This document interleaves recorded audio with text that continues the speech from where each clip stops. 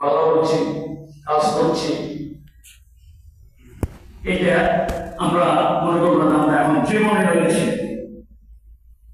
এই জীবন আল্লাহ সুবহানাহু ওয়া তাআলা আমাদেরকে দান করেছেন।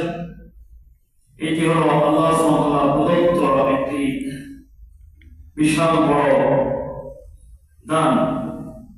এই জীবনের যে মানুষটি সদ্ব্যবহার করবে সেই সামগ্রিক জীবনে কল্যাণ লাভ করবে, পৃথিবীর জীবনে এবং পরকালীন জীবনে।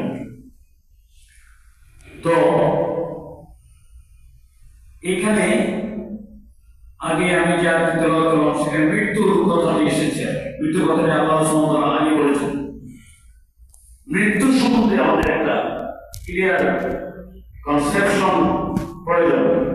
আমরা জানি যে একজন মানুষ ততক্ষণ জীবন্ত থাকে এই মানুষটির মধ্যে একটি বিষয় থাকে, একটি জিনিস থাকে যেটিকে আল্লাহ সুবহানাহু ওয়া তাআলা রূহ বলেছিলেন।